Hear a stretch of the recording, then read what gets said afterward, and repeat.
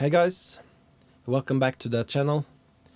In this vinyl collection update video I will do both secondhand finds, and also I will talk about new records that I got, newer reissues mostly of classic albums. And let's begin with a great sale that our record store in Oslo had last week. They tried to clear out their used vinyls and they opened up a separate store for that.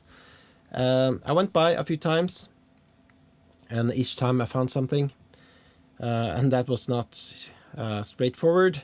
It's like the needle in the haystack each time, but each time I walked away with something. So yeah, and great prices. Each of these records were $3 each. And the first one I would like to talk about is this album by Roxy Music, Avalon, Peak Sophistipop. This was released in 1982, and the reason for me for picking this up is multiple. One, I always loved the song More Than This. Second, I know that Destroyer's Kaput, the biggest Destroyer album, an album I talked about on this channel a few times, that album is, you know, they were quoted as saying that this was quite a blueprint and inspiration for that album. So that was, an obvious reason for me to get more familiar with this one. Yeah, and I can really see what they meant. A lot of the instrumentation and the production choices and everything, you know, is in very much in the same style as the Kaput album. So if you like Kaput and you don't know this one, check this album out, or the other way around. Yeah. Anyway. It's what you get for 30 kroners. The condition is not very good. Some coffee stains or dirt on the cover. So that was, yeah, a bit of a letdown, but the big disappointment was not how it sounded, but that the label was missing on the side B. But it sounded quite good. And I think after understanding now that this is a very special album, I will probably be looking out for a better copy, condition-wise, in the future. So let's see. Yeah, so the next one I found at the sale the next day, I think it was, is this compilation album by the Walker Brothers called Hits. And the reason for picking this up is because of the song The Sun Ain't Gonna Shine Anymore, which is one of my favorite songs of the 60s. Great pop song. And on this, I quite enjoyed it, I would have to say. They're doing a lot of covers of popular songs at the time. My Ship Is Coming In, Stand By Me, stuff like that. So it's quite a contrast to the album I talked about last time on the channel by the Walker Brothers, Night Flights, the Record Store Day release. This is quite something else, but truly enjoyed it. Scott Walker is one of my favorite singers, so happy to pick it up. The Philips label, black vinyl, of course. And I also found this album that I already have, and I see a lot of people in the VC are talking about this album, and I've talked about it myself earlier on the channel. So just because I couldn't leave it there, 30 kroners. Pauline, Murray and the Invisible Girls, produced by Martin Hannett. The Invisible Girls were Martin Hannett and Vinny from the Durity column, and a few more guys, I think.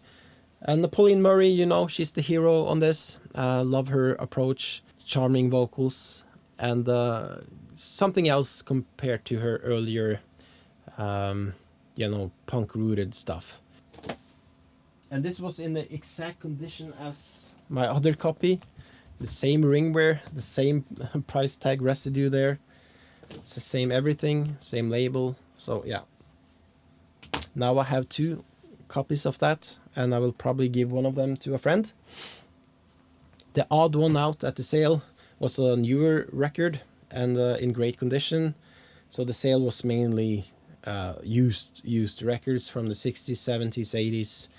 And this one stood out, and it's not a recording of Swan Lake.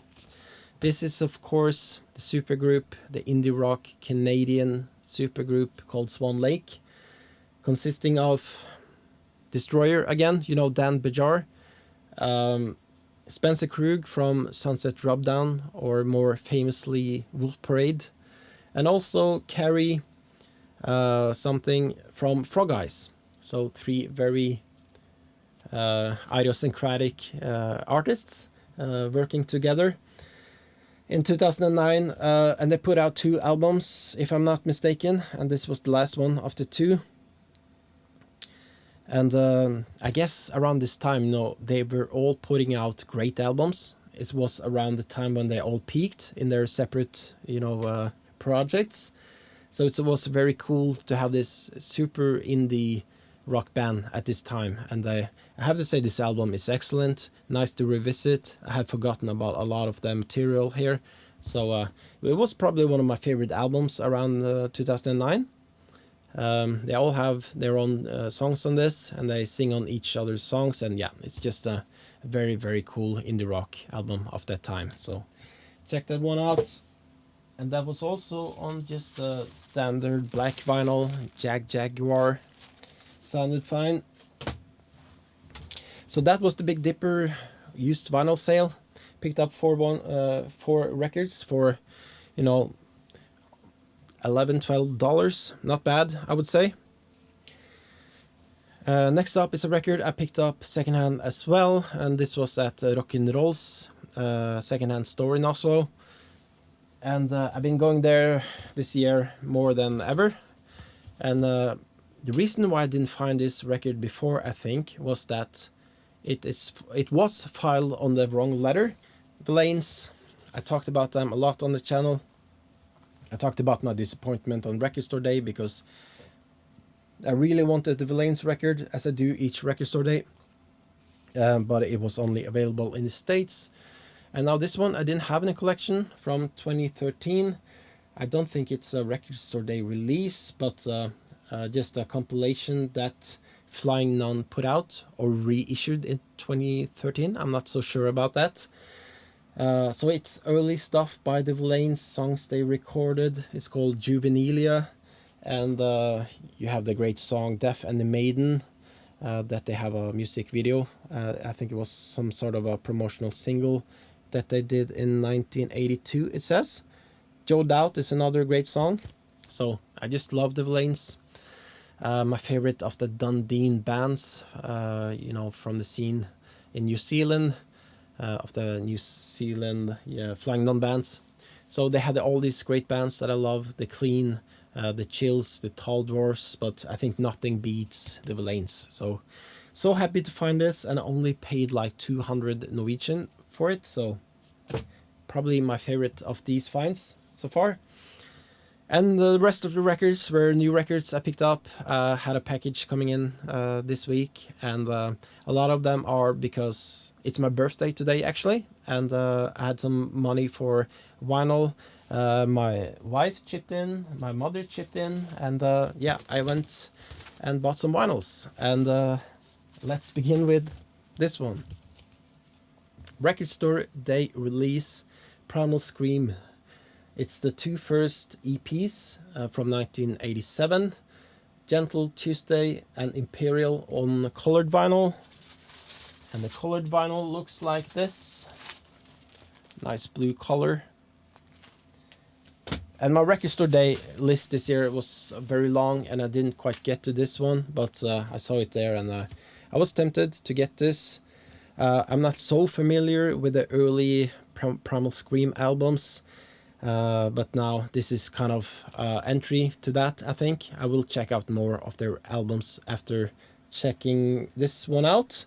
So yeah, they had some career before Screamadelica happened on Creation Records, before they became rock stars. And this quite reminded me of other Creation bands at that time. Maybe the Jasmine Minks and the Loft, and a lot of the bands that drew so much influence from the 60s, and the influence from the Byrds are very evident on these songs.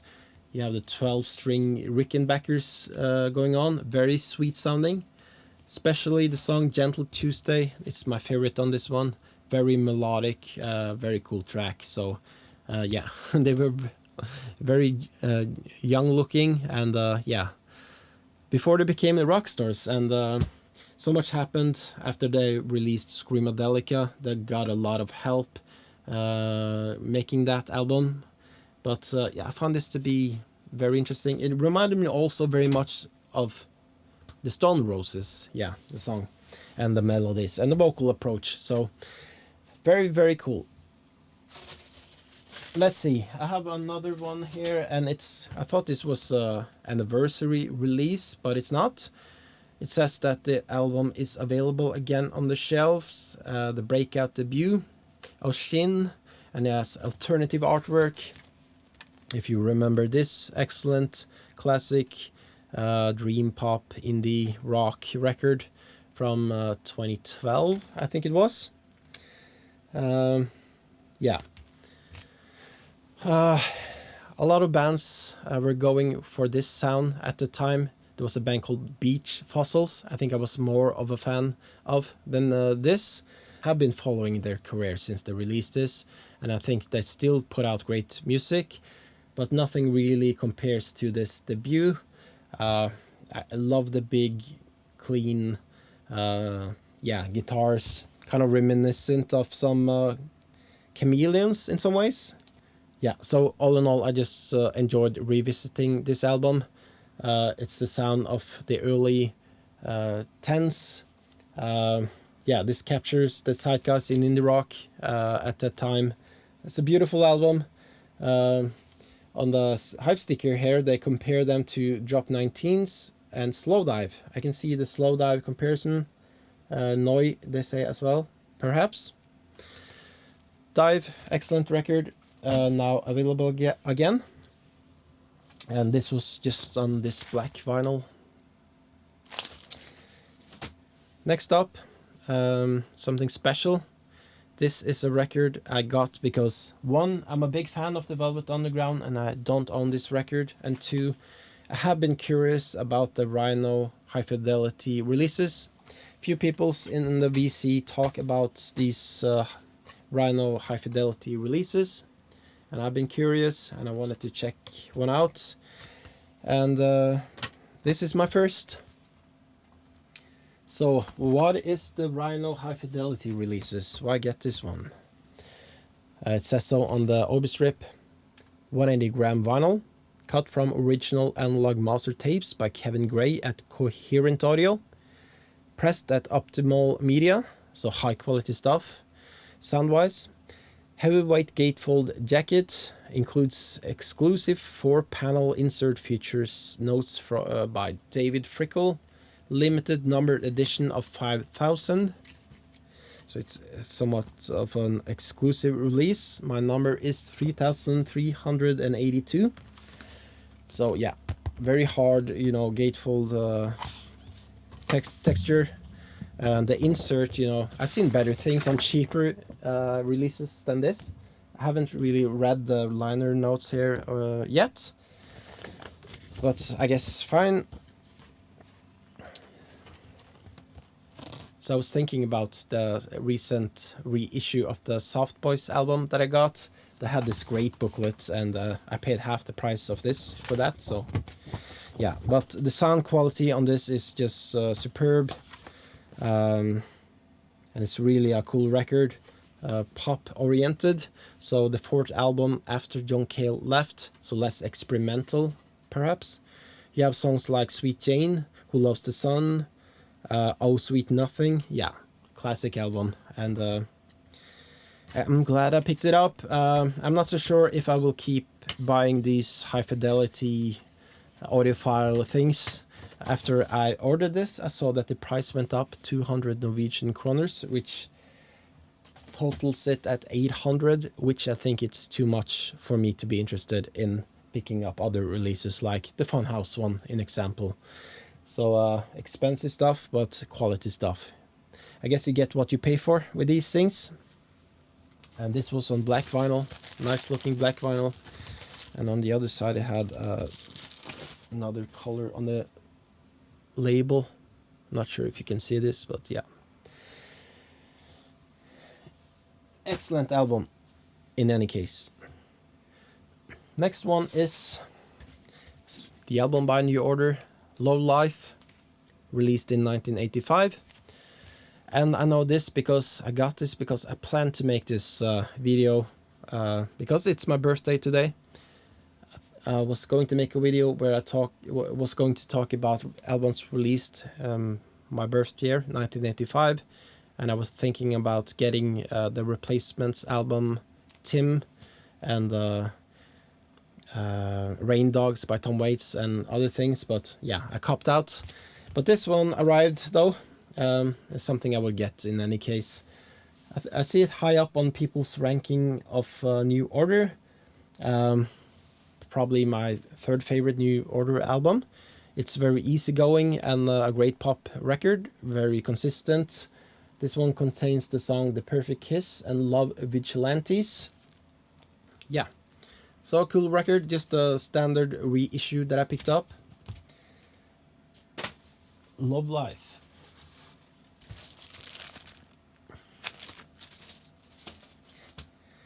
And the next one is a record that, of course, I will get this one eventually.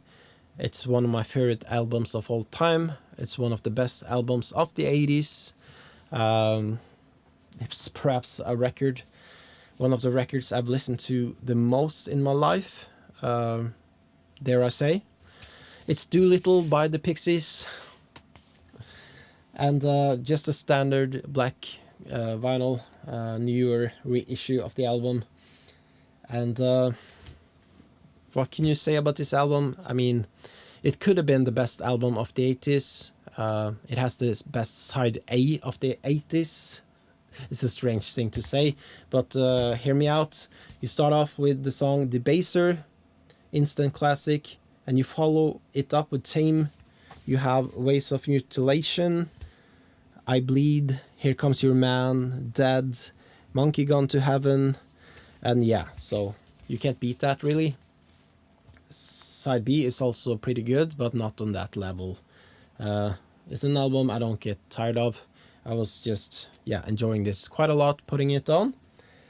So now I'm really getting into the nostalgic albums that I picked up, and the next one is a big one from my upbringing, my my childhood, dare I say. This was a Record Store Day Essential release, and it's the Smashing Pumpkins. So I have all the 90s albums, at least on CD. I have none of the Pumpkins albums on vinyl. And I saw this and I was very tempted. Good price on it, this release. There was 2 different versions. Maybe it's anniversary or something for it. I'm not so sure. But Record Store Day exclusive one, essential one, sorry. It comes on this nice looking splatter vinyl, 180 grams. And for the price, I thought that was very cool. And also, you get the original artwork. I can see that the Pumpkins are doing some variations on their releases, but not on this. So that was cool, the guys. And yeah, it's the debut. This is more psychedelic in sound. And also the album I'm not as tired of as the other 90s albums, I guess. You have great songs like Rhinoceros, Tristessa, Bury Me, Suffer. Daydream is really evident that they were very influenced by My Bloody Valentine already. So yeah, Gish, I have to say I still enjoy this album. Yeah, I was very tempted and curious about my feelings towards this album now today, and I really dug it. So that's that. Okay, my last record in this video is an anniversary record released in 2005 on Anticon. So 20-year anniversary, meaning it should have been released last year. But they put this out now, this Friday actually. There were 2 versions of it. And this is the one that has the 2 EPs and the second disc, the Dumb Humber EP and Sand Dollars. The album is called Elephant's Eyelash, if I didn't say so, and the artist or band is called Y with a question mark. So this was a nice gatefold. I think they pressed only 1,200 of copies of this. let me show you the vinyls, variations in the color. If you don't know why, the appeal of this is, well, firstly, it's very creative stuff, very personal, very artistic. It's based in hip hop, but also dwells in, you know, indie spirit, DIY. There's obvious, you know, inspiration or influence from popular indie rock bands. Lyric-wise, you know, I think he was very into David Byrne of the Silver Juice.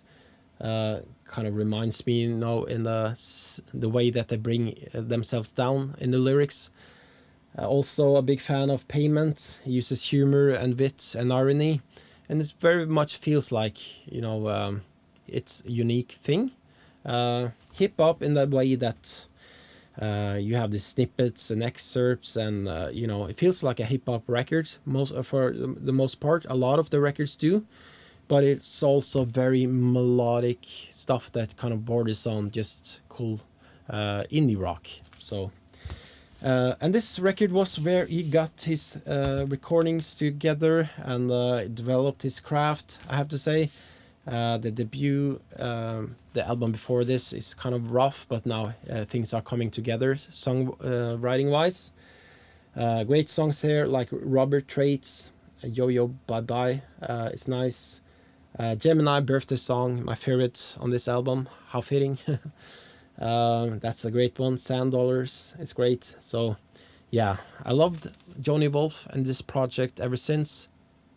There was a few albums that was not that great, but it has, you know, put out very recently some albums I think are up there with his best. So yeah, this is the one that started it all for me. Yeah, been a fan ever since. So why?